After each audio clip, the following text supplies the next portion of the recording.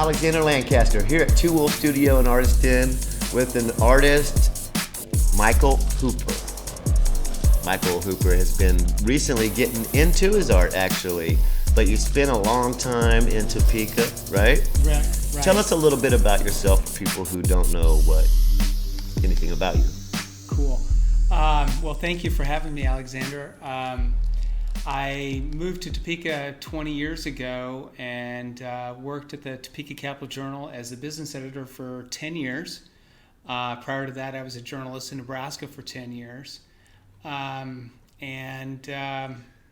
Recently just started getting into art and really have become obsessed with it and have been doing it all the time. So, what inspired you? What kicked it off? What made you start going, hey, you know what? I got to do this more often. Well, I have a lot of friends who are artists, and I really became sort of inspired by this whole art scene in Topeka, the Noto Arts District, the artists downtown, the people that are doing this all the time.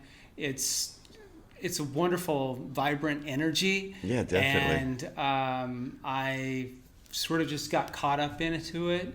A year ago, about this time, a friend and I also visited some art galleries in Lawrence, the Cider Gallery included. Nice. And my daughter got into art, and so I just started painting last December 25th. And since then, I've painted 80 paintings. 80 paintings. Wow. And drawings here in your studio as well. So. Just pumping them out. So is this your main focus now?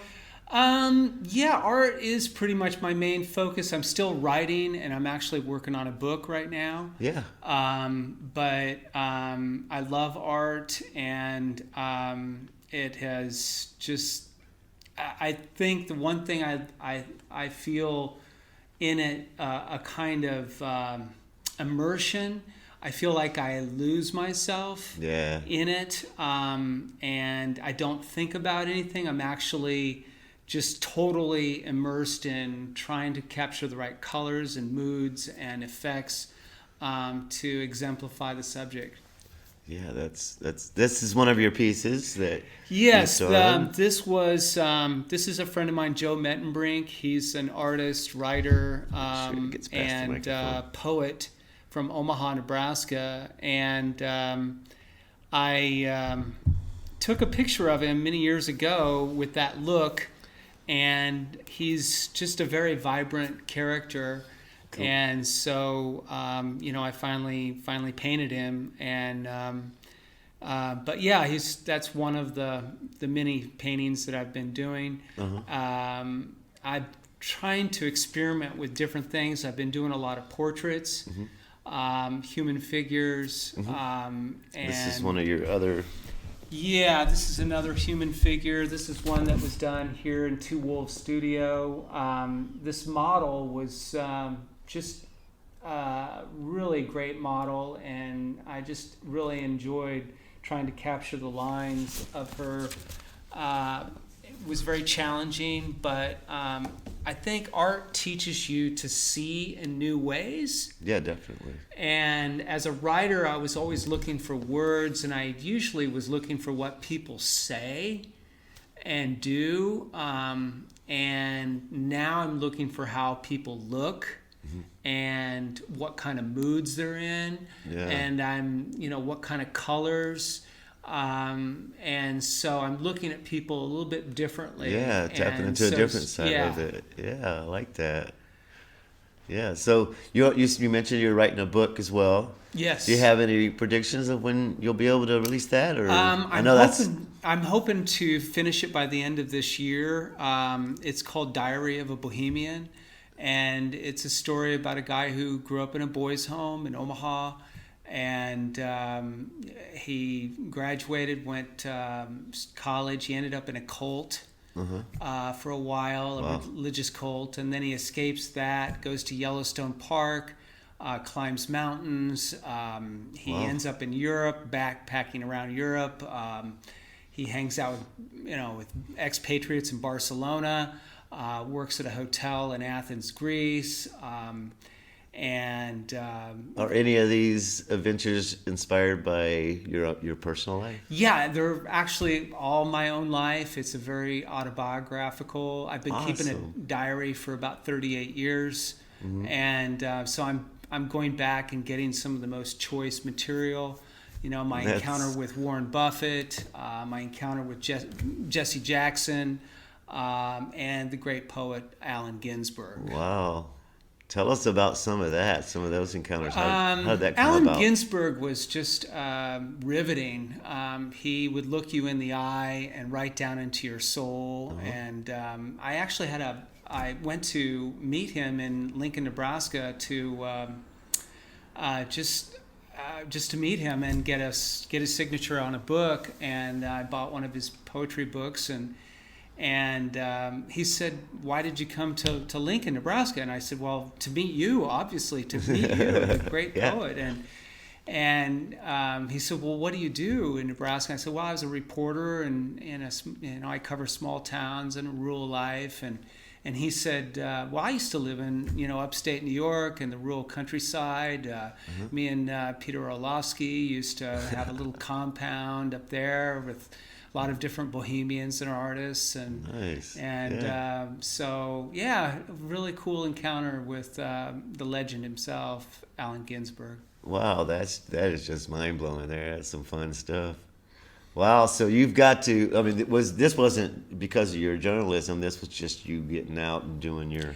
Yeah, actually, the diaries are my own personal journalism. They are not About the stories. about stories that I wrote at the newspaper. Right. These were stories about looking for ghost towns. Yeah. And I'd take a friend of mine, Joe Mettenbrink or Arlen Lazaroff. We'd go hunting for ghost towns and That's write cool. stories Yeah. about them, and or going to Barcelona or going to Cape Cod, just whatever adventure it was. That's I think cool. the Bohemian lifestyle really is an artistic way of living inside the mind. Yeah, I agree. And it's taking an adventurous spirit to everything you encounter. Yeah. And bringing that encounter to a beautiful way in either in poetry, art, or music. So I've tried to surround myself with a lot of musicians and artists and poets, and this gets me back to art. I was inspired by my brother-in-law, Harry Dingman, who's in a band, The Millions, and also was in a band called Four Against. And, he and I was kind of a groupie, following Sure. along. And Did you say your brother? Brother-in-law. Brother-in-law, okay, He yeah, married yeah. my sister-in-law. And anyway, just such a great, cool guy. And I was inspired by his artistic lifestyle to Yeah. kind of create a little bit more art in my life. And also my daughter, who's been getting into art over the past couple of years. Very cool. And so she also inspired me. That is awesome. So, what do you have in store for the future? I mean, you're definitely painting a lot, so you're going to have to do something with these. Are you going to show them someplace, or do you have any plans to do anything like that? I'd like to have a show at some point. I think that I'd like to get to 100 paintings and. Do 100? Yeah. Yeah, I guess my point of that is I've done 80 paintings, but only about 20 are that good, are good enough to show. For you to say. Yeah, most of them are, I had an art teacher in high school, Mr. Johnson at Benson High School in Omaha, and he said that the art that you do today is practice for something greater tomorrow. Absolutely, I agree. Yeah, absolutely. Yeah. That's what I shoot for every time. It's like, hey, sometimes I'm not the most satisfied with the end of it, but I also believe that if I still have it, I could fix it. But it's just really practice for what I'm trying to do tomorrow, for sure. Make it better. Man, it's been awesome to talk to you about all the different experiences you've had as a journalist, now on your art journey, doing your visual arts. And so I'm looking forward to seeing some things happen. And you're welcome to come here and show. And it's always good to see you in our drawing sessions as well. Thank you. Yeah, I've really enjoyed it. The drawing sessions have been very challenging. The 2-minute drawing is really, just gets us warmed up. Then the 5-minute, then the 10-minute, the 15, 20 minutes. Those are when I can kind of refine something. Of course, yes. But I think, I still have, what I have discovered is I barely scratched the surface with art.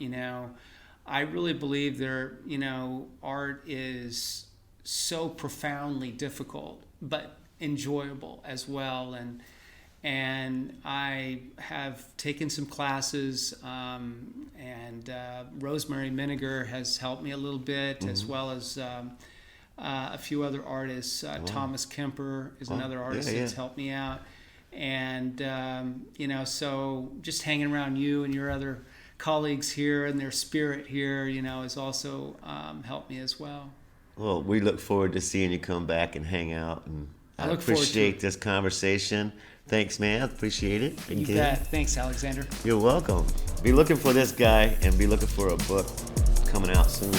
Don't know when, but by the end of this year, he'll almost have it finished, he said. It's great talking to you, Michael. All right. Michael Hooper. I like people to have to say their name because it's going to stick with them people out here. That's right. I'm Alexander Lancaster at Two Wolf Studio. Thanks for joining us. We'll see you again. All right. Sounds great.